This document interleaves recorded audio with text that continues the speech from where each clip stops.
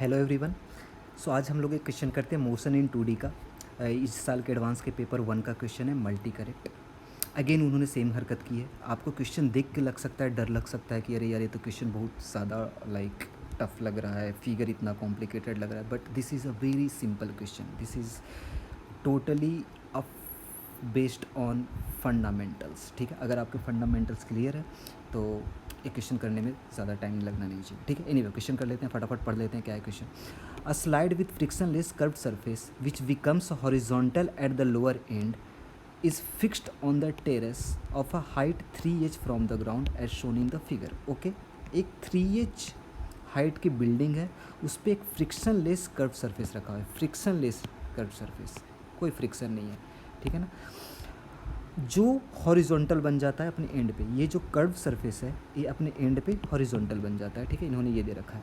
A spherical ball of mass M is released on the slide from rest. ठीक है, एक यहाँ से रेस्ट से स्फेरिकल बॉल को रिलीज किया इस स्लाइड पे।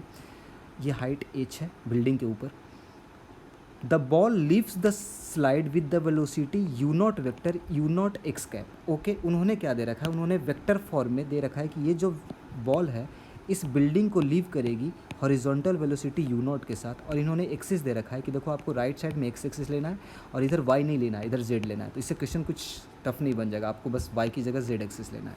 एनीवे उन्होंने बोला है कि यहाँ से अगर आपने बॉल को छोड़ा तो स्लाइड करके यू नॉट वेलोसिटी से इस बिल्डिंग को लीव किया उसने, and falls on the ground at a distance D from the building making an angle theta with the horizontal. ठीक है, वो क्या करा, डी डिस्टेंस पे फॉल करा, ऐसे फॉल किया, और जब फॉल करने वक्त इसकी ग्राउंड से एंगल थीटा थी।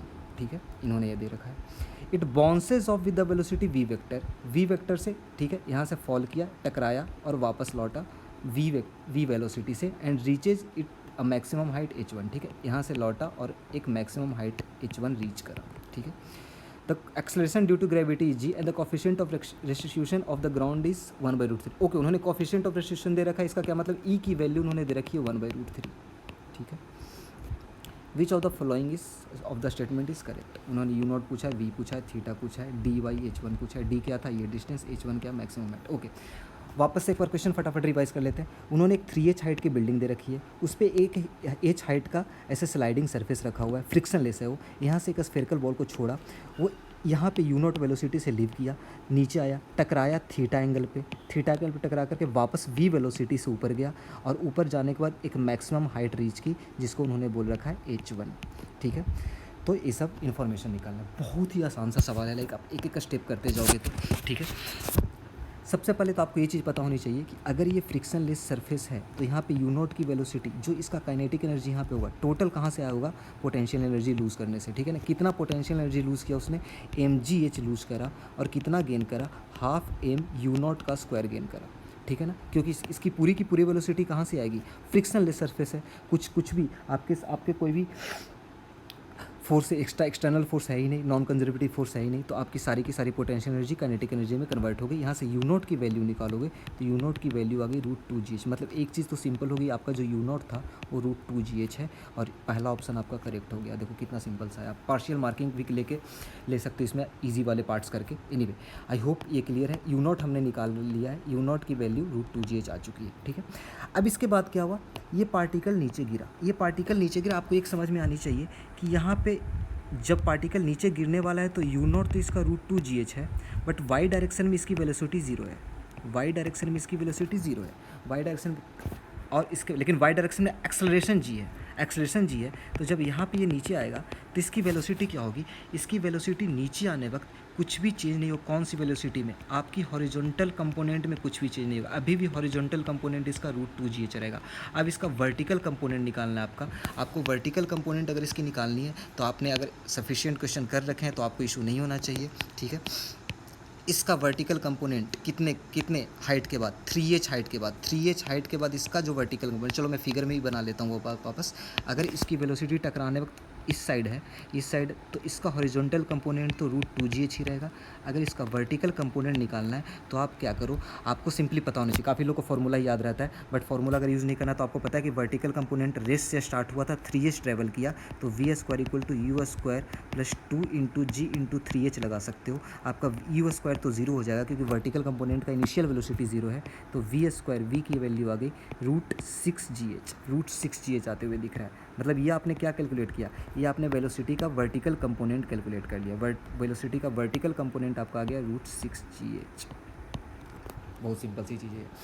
अब आपको थीटा निकालना है। थीटा उन्होंने, अगर ये थीटा है तो कौन सा थीटा हो जाएगा, ये थीटा हो जाएगा, तो ये थीटा हो जाएगा। तो आपको पता है tan थीटा की value pure right angle triangle है, तो देखो tan थीटा परपेंडिकुलर आपका √6GH है, √6GH अपॉन √2GH, तो ये आ गया √3 मतलब थीटा तो 60 डिग्री आ गई, थीटा 60 डिग्री आ गई, मतलब सी ऑप्शन आपका करेक्ट हो गया। बहुत ही सिंपल सा सवाल है, मैंने स्टार्टिंग में बोल रखा था। ठीक है, इतना आपने कैलकुलेट कर लिया। क्या आपने कैलकुलेट कर लिया, आपने ये कैलकुलेट कर लिया है कि जब ये नीचे आएगी तो इसका हॉरिजॉन्टल कंपोनेंट तो कोई डिस्टर्ब नहीं होगा, वर्टिकल कंपोनेंट वेलोसिटी का √6GH होगा।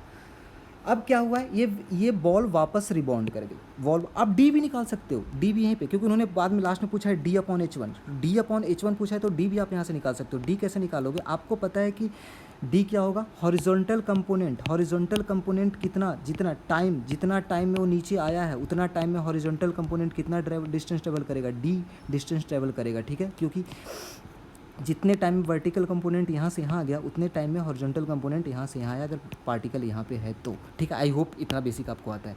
अब टाइम कैसे निकालोगे, टाइम वर्टिकल कंपोनेंट से निकालो। वर्टिकल कंपोनेंट से आपको पता है कैसे भी टाइम निकालो, कुछ भी कर सकते हो। आप क्या कर लो, एस = UT, यू तो 0 है, वर्टिकल कंपोनेंट का इनिशियल वेलोसिटी 0 है, ½ कुछ लोग इसका फॉर्मूला भी याद रखते हैं, आप रख सकते हो चाहे तो।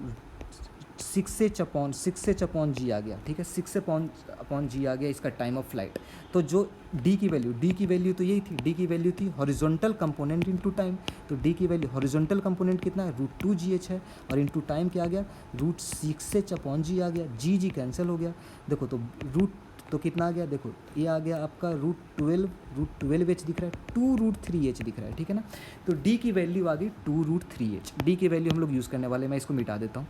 D की वैल्यू हम लोग यूज़ करने वाले हैं 2√3H, इसको याद रखना अपने को। ठीक है, एनीवे अब उन्होंने पूछा H1 निकालने के लिए आपको पता है H1 कहाँ से आएगा, आपको V निकालना पड़ेगा। V निकालने के लिए आपको एक चीज़ पता है, इनिशियल वेलोसिटी है हॉरिजॉन्टल में 2√GH और वर्टिकल में √6GH। इनिशियल की बात कर रहा हूँ कहाँ पे, यहाँ पे रिबाउंड होने से पहले, टकरा के वापस लाने से पहले ये थी। अब ये टकरा के वापस जाने पे वेलोसिटी क्या होगी, अगर आपने पढ़ रखा है, स्ट्राइक होने वाले क्वेश्चंस आपने कर रखे हैं, तो आपको ये पता होना चाहिए कि हॉरिजॉन्टल वेलोसिटी कुछ डिस्टर्ब नहीं होगी, और जो वापस जाती है वो E × U से जाती है। फाइनल अपॉन कोई भी बॉडी अगर इस पे आके टकराई U वेलोसिटी से तो वापस V से जाएगी, तो V/U ही तो E की वैल्यू होती है, कोफिशिएंट ऑफ रेसिस्टेंस तो ये होता है फाइनल अपॉन इनिशियल। तो फाइनल वेलोसिटी क्या आ गई, फाइनल वेलोसिटी होती है E × इनिशियल। देखो टकराया कितने से था, वर्टिकल कंपोनेंट कितने से टकराया था, वर्टिकल कंपोनेंट टकराया था √6GH से। तो जो वापस लौटने वक्त क्या होगा, वापस लौटने वक्त इसकी हॉरिजॉन्टल कंपोनेंट तो कुछ डिस्टर्ब नहीं होगी, एंड वर्टिकल कंपोनेंट क्या हो जाएगा, E क्या दे रखा है, E × √6GH। ठीक है, इसमें आपको E मल्टीप्लाई कर दो, तो वर्टिकल कंपोनेंट E की वैल्यू उन्होंने दे रखी है 1/√3, तो 1/√3 दे रखी है, तो यहाँ से कितना आ गया, यहाँ से 1/√3 × √6GH की वैल्यू आ गई √2GH आ गई। मतलब एक्चुअली में हुआ क्या, एक्चुअली में क्या हुआ, बॉडी टकराने के बाद वापस जो गई, तो इसके horizontal component √2GH and vertical component √2GH। मतलब ये आपका आ गया, इधर x है और इधर z है, तो आपका क्या आ गया, आपका √2GH × x प्लस z आएगा। इससे एक चीज़ तो पता चल गई कि आपका बी ऑप्शन रॉन्ग हो गया। और बी ऑप्शन रॉन्ग है या करेक्ट है, ये आपको करने के लिए क्वेश्चन सॉल्व करने की ज़रूरत ही नहीं है। क्यों, क्योंकि देखो उन्होंने क्या दे रखा है, उन्होंने दे रखा है कि v का एक कंपोनेंट x है और z कंपोनेंट निगेटिव में नहीं, आप v फिगर में उन्होंने बना रखा है कि देखो v ऐसा है, तो v का x कंपोनेंट इधर आएगा और z कंपोनेंट इधर आएगा, तो z ऑब्वियसली प्लस में आने वाला है, तो b ऑप्शन तो ऐसे भी आप रिजेक्ट कर सकते थे। एनीवे आपका क्वेश्चन सॉल्व हो चुका है। बस आपको क्या चाहिए, फाइनल H1 की वैल्यू चाहिए, क्योंकि D/H1 और D/H1 निकालने के लिए आपको प्रोजेक्टाइल मोशन आना चाहिए। सब कुछ कैलकुलेट करने के बाद आपने ये करा कि इसका वेलोसिटी √2gh हॉरिजॉन्टल है, वर्टिकल भी √2gh है, और अगर हाइट ये प्रोजेक्टाइल मोशन में ऐसे जा करके लास्ट में ये H1 हाइट कर रहा है। अगर आपको मैक्सिमम हाइट प्रोजेक्टाइल मोशन का पता है तो आपको पता होना चाहिए कि y कंपोनेंट का स्क्वायर अपॉन 2g कर देते हैं, और y कंपोनेंट का स्क्वायर 2gh आ गया, और नीचे 2g आ गया, h आ गया। ठीक है, तो H1 की वैल्यू h आ गई। उन्होंने पूछा है D/H1, D की वैल्यू देखो ऊपर निकाल के रखी है 2√3h, और अपॉन H1 करना है तो H1 की वैल्यू तो आ गई h, तो D/E आ गया 2√3। 2√3 का मतलब कि आपका कौन सा ऑप्शन करेक्ट हो गया, D ऑप्शन भी करेक्ट हो गया। बहुत ही सिंपल सा सवाल है, लाइक कुछ हमने करा ही नहीं। हम आपको बस यहाँ पे आपको ये पता होना चाहिए कि कोई भी बॉडी अगर ज़मीन पे टकरा रही है तो उसका हॉरिजॉन्टल कंपोनेंट अनडिस्टर्ब होता है, और वर्टिकल कंपोनेंट जो वापस जब लौटेगा तो अगर वर्टिकल यू से गया तो वापस वो E × U से लौटेगा। Like this is very fundamental thing. I hope this is clear.